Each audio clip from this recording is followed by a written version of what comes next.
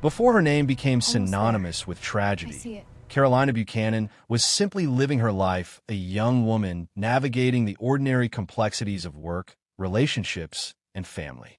She had people who loved her, dreams she was pursuing, and a future that seemed to stretch endlessly ahead. Carolina wasn't alone in the world. She had family who cared deeply about her well-being, people who noticed when something seemed off, who asked questions when her smile didn't quite reach her eyes. The kind of family that stays connected, that checks in, that doesn't let distance or busy schedules erode the bonds of love. She was the kind of person who showed up for others. Friends remember her warmth, her ability to make people feel seen and valued. She had ambitions, specific goals that shaped her days and gave purpose to her efforts. Whether it was career aspirations, creative pursuits, or simply the dream of building a life on her own terms, Carolina was moving forward, making plans, believing in tomorrow. But like so many women before her, Carolina's path crossed with someone who would change everything. Someone who would insert himself into her life with such force and intensity that escape would become nearly impossible. Someone who saw her not as a complete person with her own autonomy, but as an object to possess, control, and ultimately destroy. The bond Carolina shared with her family would become crucial in the nightmare to come. They were her support system, the people she could turn to when the relationship that had started with promise revealed its true nature. They would be the ones who tried to help her leave, who recognized the danger, who stood with her when she finally found the courage to walk away. Family is supposed to be your safety net. The people who catch you when you fall, who protect you from harm, who make sure you never face danger alone. Carolina's family tried to be all of those things. They did everything right. They stayed close, they offered support, they showed up when she needed them. And it still wasn't enough. Because domestic violence doesn't follow rules. It doesn't respect the love of family or the presence of witnesses. It doesn't stop because people are watching or because someone brought backup. When an abuser decides that a woman's refusal to be controlled deserves the ultimate punishment, all the family love in the world becomes just another layer of tragedy. Carolina Buchanan had a world full of people who cared about her. She had dreams worth pursuing and a life worth living.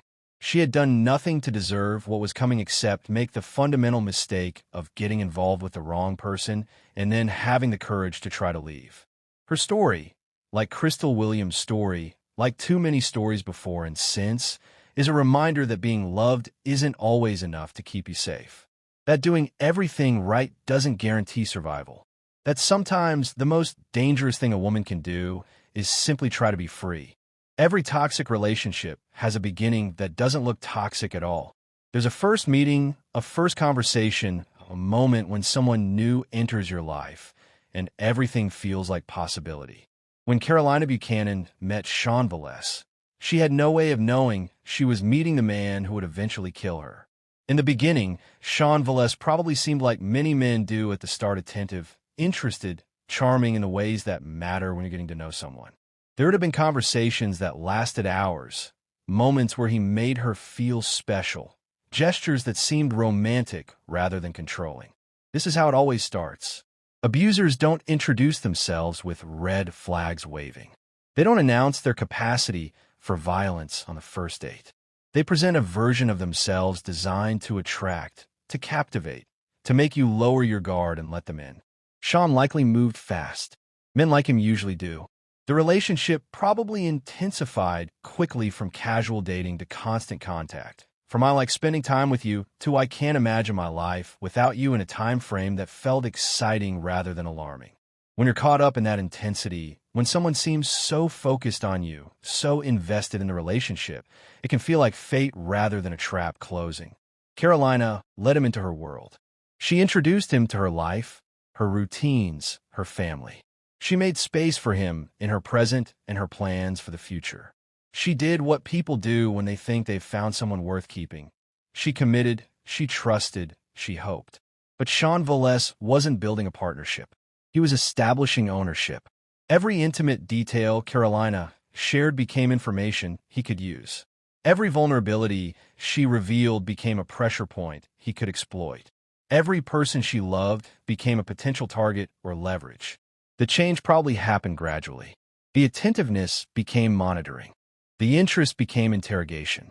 The romance became demands for constant access, constant reassurance, constant proof of her loyalty and love. The man who had seemed so caring revealed himself as someone who needed to control every aspect of her life. Carolina likely didn't see it clearly at first. When you're inside an abusive relationship, the shifts happen incrementally enough that you adjust, rationalize, excuse. Maybe he's just stressed. Maybe he's been hurt before. Maybe if she just loves him enough, supports him enough, proves herself enough, he'll go back to being the person he seemed to be at the beginning. But that person never existed. The charming man Carolina met was a mask, a performance designed to draw her in. The controlling, possessive, ultimately violent man underneath, that was the real Sean Velez.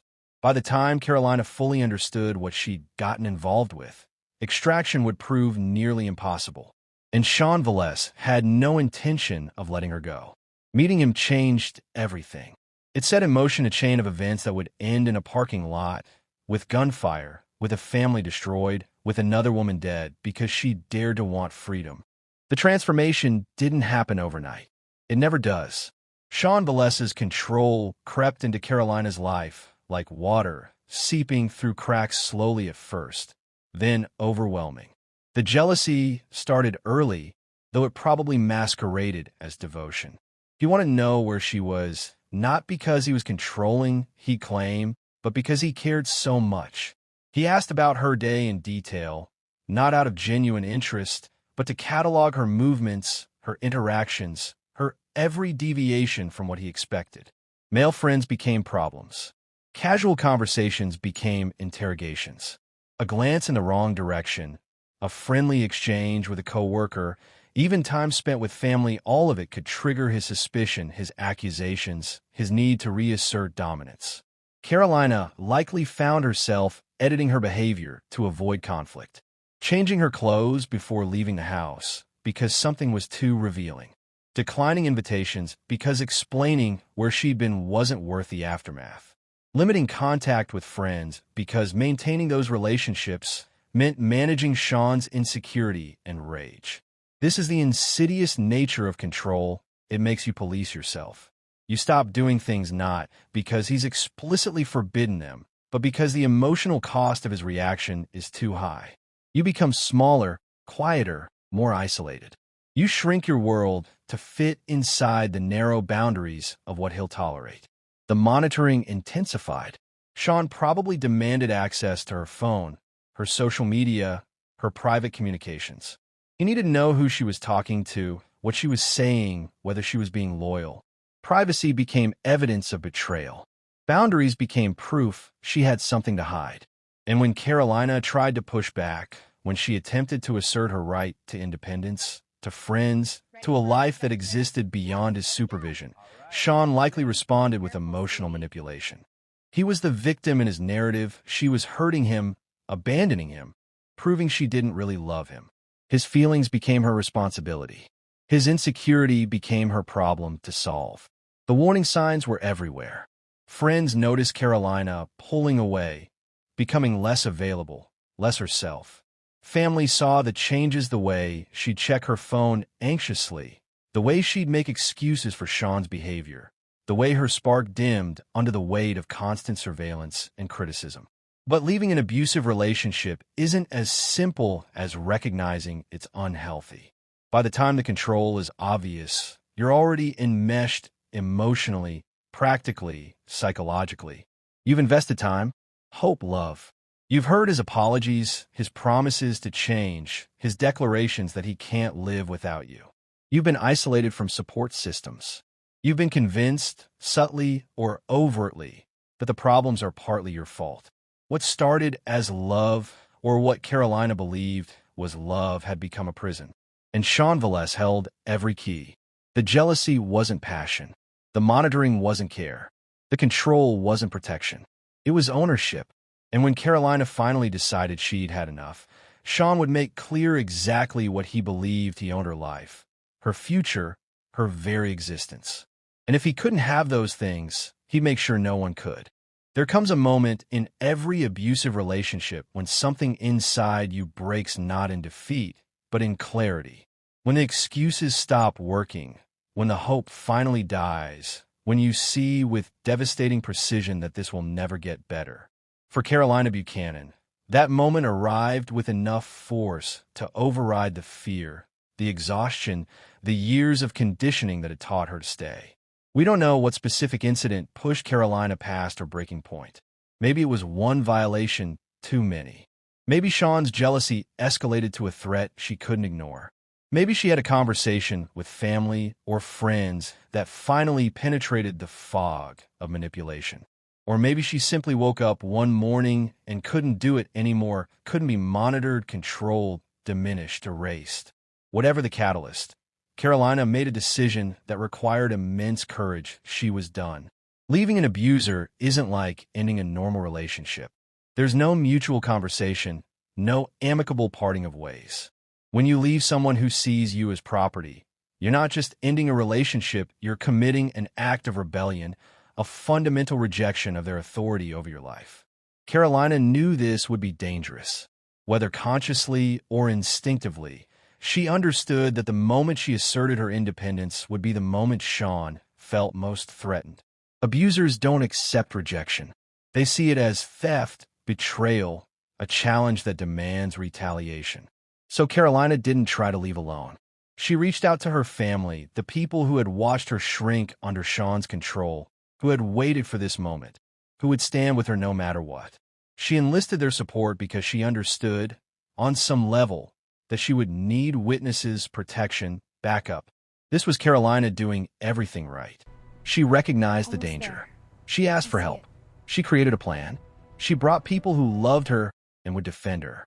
Every domestic violence counselor, every support hotline, every expert would tell you, this is how you leave safely. But safely is a relative term when the person you're leaving has already decided that your autonomy is unacceptable. The decision to leave took everything Carolina had. She'd been worn down by months or years of psychological warfare, the constant monitoring, the jealous accusations, the emotional manipulation, the slow erosion of her sense of self. Breaking free from that required not just physical departure, but mental emancipation, the reclamation of her right to exist independently. She chose herself. She chose freedom. She chose life on her own terms, even knowing that Sean Velez would see her choice as a declaration of war. Carolina's breaking point wasn't weakness, it was strength finally reasserting itself. It was the part of her that Sean hadn't managed to destroy, standing up and saying enough. She made the hardest decision of her life. She gathered her courage and her family. She prepared to walk away from the man who had tried to own her. And Sean Velez was waiting. For Sean Velez, Carolina's decision to leave wasn't the end of a relationship. It was an unforgivable act of defiance. In his mind, she didn't have the right to walk away. She was his her time, her attention, her body, her future. And if she thought she could simply reclaim her autonomy and move on with her life, he would show her exactly how wrong she was. The obsession that had simmered throughout their relationship now boiled over into something far more dangerous. Every unanswered call became evidence of her betrayal. Every ignored text message fueled his rage. Every day that Carolina lived her life without him was a personal insult that demanded correction. Men like Sean operate on a twisted logic that transforms their feelings into justifications for violence.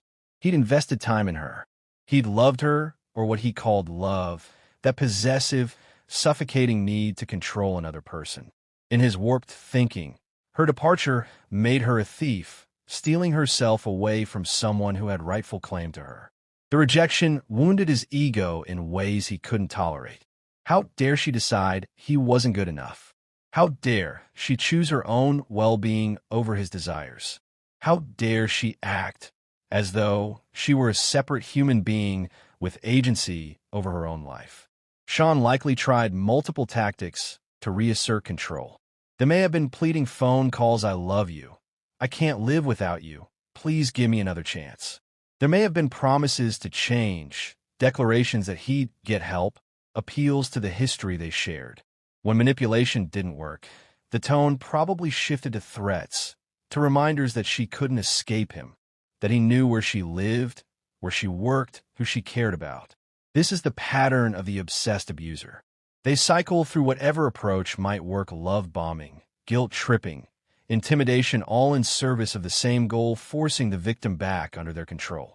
And when nothing works, when the woman maintains her boundary and refuses to return, the obsession curdles into something lethal. Sean wasn't going to let Carolina go. He couldn't accept that she had the right to leave him. His identity, his sense of power, his entire worldview depended on maintaining dominance over her. Without that control, he was forced to confront his own inadequacy, his own emptiness, his own failure. Rather than face those truths, he externalized his rage onto Carolina. She became the problem. She became the enemy. She became the target. Domestic violence experts know that this is when victims are most at risk: the weeks and months after leaving. When the abuser realizes that manipulation won't work, that the relationship is truly over, that they've permanently lost control. Some abusers eventually move on. Others stalk, harass, and terrorize. And some, like Sean Velez, decide that if they can't have their victim, no one will. His obsession had found its final form: murderous rage. And Carolina Buchanan, despite doing everything right, was running out of time. The parking lot should have been unremarkable. Just another piece of asphalt where people come and go, where ordinary life unfolds in mundane moments. But on this day, it became a killing ground, carefully chosen, deliberately prepared, transformed by Sean Velez into the site of his final act of control. Carolina wasn't alone. That matters. She had learned from watching the news, from listening to friends, from some instinct that told her leaving Sean required backup. Her family was with her, people who loved her, who would stand between her and danger, who believed their presence would be enough to keep her safe. They were wrong. As Carolina and her family approached their vehicle, Sean was already there, waiting, his car positioned with deliberate precision, blocking their exit. This wasn't chance. This wasn't a coincidental encounter. This was an ambush, planned and executed with the cold calculation of someone who had decided exactly how this would end. The moment they saw him, the atmosphere changed. Fear, sharp and immediate, cut through whatever normalcy had existed seconds before. Carolina's family knew what he represented. They'd seen what his obsession had done to her, how his control had diminished her, how his rage had grown with every day she maintained her boundary. But knowing someone is dangerous and stopping them are two entirely different things. Sean blocked their path, his car a barrier that turned the parking lot into a trap. There was no quick exit, no easy escape, no way to simply drive away and call the police from a safe distance. He had engineered this confrontation, forcing proximity, creating the conditions for violence. And then the gun appeared. That moment when a weapon materializes in an argument, when potential violence becomes imminent death, transforms everything. Voices that might have been raised in anger suddenly go quiet. Bodies freeze or move with desperate speed. The world narrows to a single, terrifying focus: survival. Carolina's family tried to protect her. They positioned themselves between her and Sean, human shields attempting to create a barrier that bullets don't respect. They probably shouted at him, pleaded with him, tried to talk him down from whatever ledge his obsession had driven him to. But Sean Velez hadn't come to talk. He hadn't blocked their car to have a conversation. He hadn't brought a gun to make threats. He had come to punish Carolina for the unforgivable crime of leaving him. And he had come to ensure that she would never belong to anyone else, would never live independently, would never experience the freedom she'd been courageous enough to claim. The gun wasn't a prop. It wasn't a scare tactic. It was the tool Sean had chosen to make his final statement about ownership, about control, about what happens when a woman dares to believe her life is her own. The ambush was complete. The trap was sprung. And in the seconds that followed, Sean Velez would prove exactly how far obsession can fall into murder. Jan Morse was Carolina's mother. That simple fact explains everything about what happened next. When the gun appeared, When Sean Vales's rage crystallized into lethal intent, Jan didn't calculate odds or consider alternatives. She didn't weigh her own survival against her daughter's safety. She operated on an instinct deeper than thought, more powerful than self-preservation. Protect your child. Jan positioned herself between the gunman and Carolina, a human barrier. A mother's body offered as a shield against bullets that don't distinguish between courage and flesh. She had to know what this meant. In that fraction of a second, when she moved, when she placed herself in the path of violence, Jan Morse understood she was likely signing her own death warrant. But that calculation, her life versus Carolina's, wasn't really a choice at all. Not for a mother. Not for Jan. The gunfire that followed was everything: sudden, devastating, final. Multiple shots fired at close range, the kind of violence that leaves no room for survival, no space for miracles. Sean Valles wasn't shooting to wound or threaten. He was executing. And Jan Morse absorbed bullets meant for her daughter. The pain must have been immediate and overwhelming. The body's response to gunshot trauma shock, disbelief, the strange disconnect between what's happening and what the mind can process. But even as she fell, even as her body registered catastrophic damage, Jan's final conscious thoughts were likely still about Carolina. Did I save her? Is she safe? Did I do enough? The cruelty is that Jan's sacrifice, as heroic as it was, couldn't stop what Sean had come to do. Her body as a shield bought seconds, perhaps, but not salvation. The attack was too sudden, too brutal, too determined. Sean had come prepared to kill, and a mother's love, powerful as it was, couldn't deflect bullets or change a murderer's intent. Jan Morse died in that parking lot doing what mothers have done since the beginning of time: try to protect their children from harm. She didn't hesitate. She didn't freeze. When her daughter's life was threatened, Jan acted with the kind of selfless courage that defines parental love at its most fundamental. She should have grown old. She should have seen Carolina build the independent life she'd been fighting for, should have celebrated milestones and ordinary joys, should have had decades more of being a mother, a friend, a woman with her own dreams and plans. Instead, she died on asphalt, her final act an attempt to save her daughter from a man who couldn't accept rejection. Jan Morse's sacrifice tells us something profound about love, not the possessive, controlling obsession that Sean called love, but real love, the kind that asks nothing and gives everything, that chooses another's survival over your own, that faces death without hesitation if it means protecting someone you cherish. A mother stepped into gunfire, and the world lost another woman to male violence disguised as passion. Joey Johnston wasn't supposed to survive that day. Sean Valles had come prepared to destroy everyone who stood between him and Carolina, and Joey was their family, witness, obstacle to be eliminated. But Joey lived. He was wounded bullets finding their mark, his body registering the impact of violence meant to kill. The shock of being shot is something most people never experience. The surreal moment when your body becomes a crime scene, when pain registers alongside disbelief, when you realize you're bleeding and everything has gone catastrophically wrong. Joey had just watched his mother, Jan Morse, throw herself into the path of gunfire. He'd seen her fall. He'd witnessed Carolina being attacked. And now his own body was taking damage, his nervous system processing trauma that would mark him for the rest of his life. But somehow, through luck or fate or the simple randomness of violence, Joey didn't die. He became the sole surviving witness to his family's destruction. The only person who could describe what happened in that parking lot, who could testify to the sequence of events, who could put into words the horror of watching a man murder the people you love. That survival comes with a burden most people can't comprehend. Joey will carry multiple layers of trauma for the rest of his life: physical wounds that will heal into scars, psychological damage that may never fully resolve, and the crushing weight of survivor's guilt. Why did I live when they died? Could I have done something differently? Should I have been able to stop him? These questions have no good answers, but they'll whisper in quiet moments for decades. The rational mind knows Joey was a victim too, that he did nothing wrong, that there was nothing he could have done against an armed man determined to kill. But guilt doesn't operate rationally. He lost his mother, the woman who literally took bullets for her children, whose final act was an attempt to protect him and his sister. He lost Carolina, his sister, his family, someone he'd grown up with and expected to know for decades to come. Both taken in moments, erased by a man's obsession with control. And Joey was there for all of it.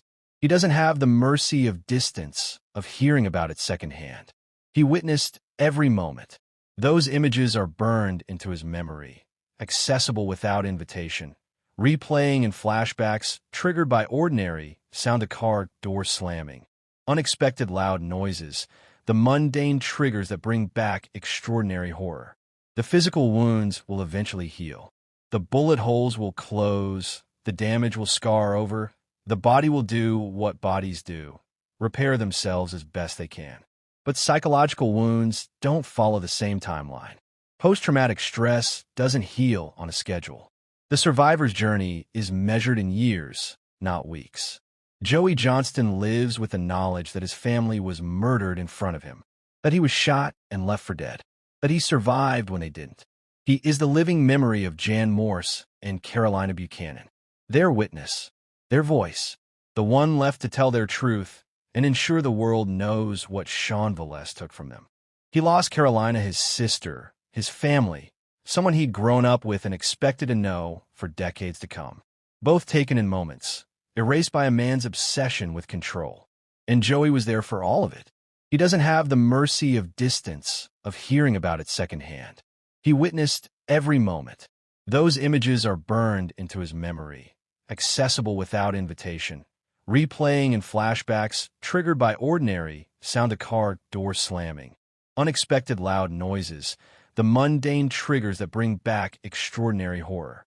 The physical wounds will eventually heal. The bullet holes will close, the damage will scar over, the body will do what bodies do, repair themselves as best they can. But psychological wounds don't follow the same timeline. Post-traumatic stress doesn't heal on a schedule. The survivor's journey is measured in years, not weeks. Joey Johnston lives with the knowledge that his family was murdered in front of him, that he was shot and left for dead, that he survived when they didn't. He is the living memory of Jan Morse and Carolina Buchanan, their witness, their voice, the one left to tell their truth and ensure the world knows what Sean Velez took from them. The sirens came too late. They always do. Police arrived to find a parking lot transformed into a crime scene, 2 women dead, 1 man wounded, shell casings scattered across pavement, and Sean Velez's rage finally spent. He was arrested. The details of his capture matter less than the simple fact. He was taken into custody, removed from a scene of his own making, processed into a system that would finally hold him accountable. But accountability after murder is cold comfort. It doesn't resurrect the dead. It doesn't undo trauma. It doesn't restore the family he obliterated. The legal proceedings that followed were inevitable but insufficient. Sean Velez would face charges murder, attempted murder, whatever statutory language captures the act of ambushing your ex-girlfriend and her family with a firearm.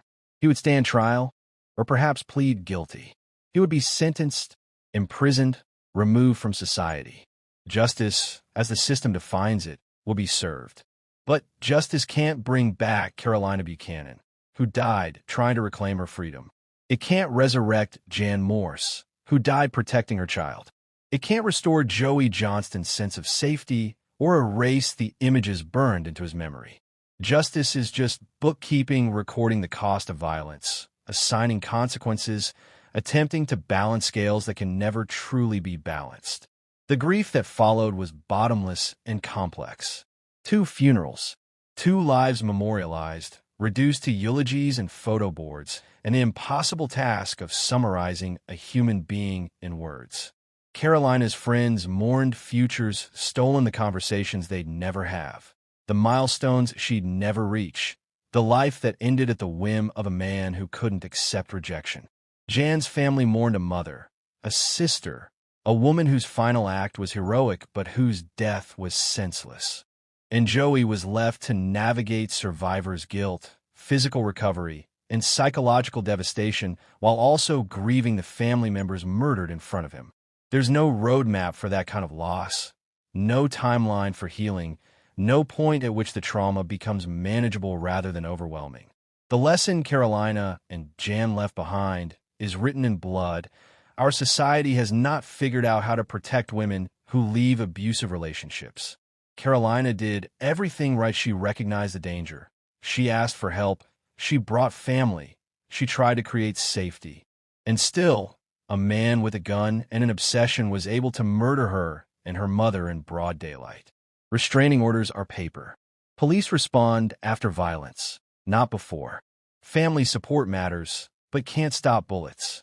And men who see women as property will sometimes choose murder over letting go. Sean Velez is in custody, facing consequences. But Carolina Buchanan and Jan Morris are dead. Joey Johnston is permanently scarred. And somewhere right now, another woman is planning to leave an abusive partner, hoping her story will end differently. The warning remains, this shouldn't happen. But far too often it does. If the story affected you, if I made you think about trust and evil and the systems we create to protect the vulnerable, then subscribe to Cold Truthfuls with Alex for more in-depth true crime stories that examine not just the crimes, but the human cost and the lessons we must learn from them. Hit the subscribe button because these stories need to be told and the victims deserve to be remembered.